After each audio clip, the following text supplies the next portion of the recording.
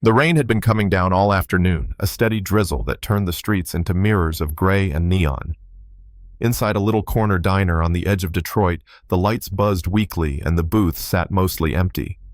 The place smelled like fried onions, burnt coffee, and something else. Maybe hope trying to hang on.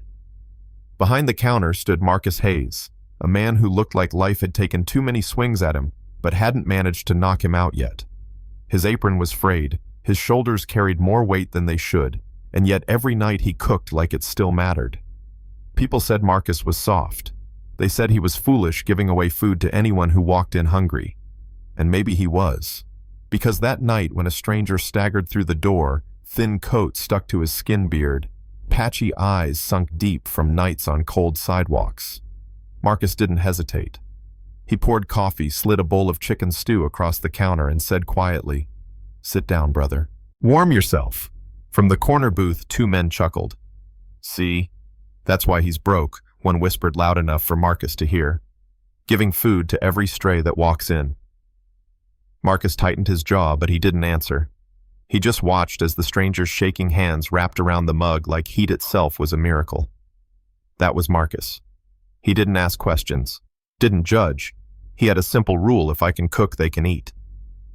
The next morning, the whispers grew louder. A couple of regulars stirred sugar into their coffee, shaking their heads. "Poor guy's too soft," one said. "Soft? That's stupidity. You don't give away food when you can't pay rent." Marcus heard every word, but he kept his back straight, kept refilling salt shakers, pretending their voices didn't cut deeper than the overdue bills in his office drawer.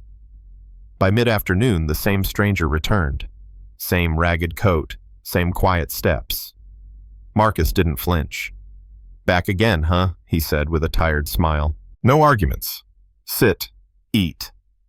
He laid down eggs and toast, the kind of meal that kept a man alive, and went back to flipping pancakes for the few customers still loyal enough to pay. But people started to turn. Suppliers cut him off. Delivery trucks stopped coming. "Pay what you owe first," they told him. And out on the street, neighbors leaned against lampposts, shaking their heads.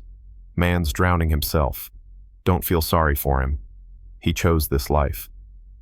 Marcus stood there with a trash bag in hand, wondering just for a flicker if they were right. But then he pictured the tired mothers he'd fed the kids with hollow eyes, and the quiet stranger inside chewing slowly like it was his first real meal in days. That doubt, it passed. The week stretched on like a rope ready to snap. By Thursday, Marcus was cooking with whatever scraps he could find. Bruised tomatoes, half a bag of rice, a few onions bought cheap from a vendor who still respected him. His hands moved heavy, his chest tight, every stir of the pot hiding a fear he couldn't shake. Then the mail came, a thick envelope stamped in red letters. Foreclosure. Unless he paid, the diner would be gone in days. Friday morning, the door opened, and it wasn't hungry strangers this time. It was two officers, papers in hand, voices flat.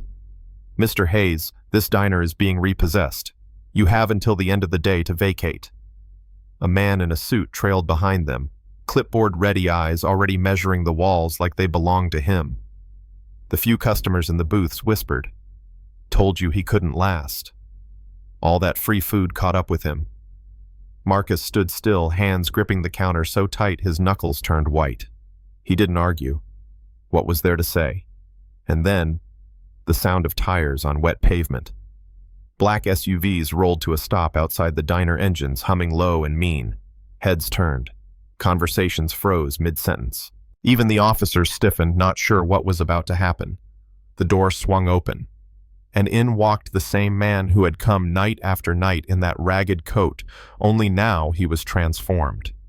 The beard-trimmed posture straight, a tailored suit that gleamed in the morning light. Behind him, assistants carried briefcases, their polished shoes tapping against the floorboards. The diner went silent. Forks froze in midair. Marcus's rag slipped from his hand. His chest rose and fell shallow. The man stopped at the counter, placed a thick folder down, and spoke in a voice that silenced the whole room. "Mr. Hayes, these are the deeds. This building, this diner, it's yours now. Every debt cleared." Gasps rippled through the booths. Even the officers looked uncertain, like maybe they weren't needed anymore. Marcus blinked, shook his head. I don't understand. The man's voice stayed calm. You gave me food when I had nothing. You gave without asking, without judgment. I wanted to see if it was just habit, or if it was who you truly were. So I tested you, and you passed in ways I never expected. Neighbors who mocked Marcus days before now stared their cheeks hot with shame. The man leaned forward. I'm investing in this community. I've been watching longer than you realize. You're not just a diner owner, Marcus. You're the heartbeat of this place. Men like you shouldn't sink, they should rise. So here's my offer. The diner is yours free and clear. And if you let me, I'll fund new locations. We'll spread your vision together. Marcus's throat tightened. His hand hovered over the folder, trembling. His whole life, people told him kindness was weakness, that giving meant losing. And now his giving was the very reason he was saved.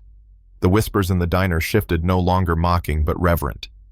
Someone whispered, he was right all along. Kindness does come back. Marcus pressed his palm flat against the folder, grounding himself in the truth that this wasn't a dream. Outside, the rain stopped. Sunlight broke through the clouds, glinting off the old neon sign above the diner's door. And Marcus knew tomorrow morning when the doors opened, anyone hungry would still have a place at his table, because in the end, that was what had saved him. Now here's the thing. Stories like this always split people right down the middle. Some folks will tell you Marcus was a fool, that he dug his own grave by giving too much. Others will say he was living proof that generosity always circles back. What do you think is kindness, strength, or weakness in a world that seems to reward greed? Drop your thoughts in the comments. I want to hear your stories too. And if this one moved, you hit that like button, subscribe, and share it with someone who needs reminding that doing good isn't wasted. Sometimes, it's the very thing that saves you. The rain had been coming down all afternoon, a steady drizzle that turned the streets into mirrors of gray and neon. Inside a little corner diner on the edge of Detroit, the lights buzzed weakly and the booth sat mostly empty. The place smelled like fried onions, burnt coffee, and something else. Maybe hope trying to hang on. Behind the counter stood Marcus Hayes, a man who looked like life had taken too many swings at him, but hadn't managed to knock him out yet. His apron was frayed, his shoulders carried more weight than they should, and yet every night he cooked like it still mattered. People said Marcus was soft. They said he was foolish, giving away food to anyone who walked in hungry. And maybe he was.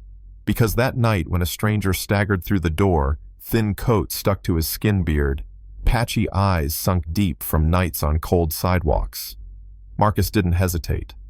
He poured coffee, slid a bowl of chicken stew across the counter, and said quietly, "Sit down, brother. Warm yourself." From the corner booth, two men chuckled.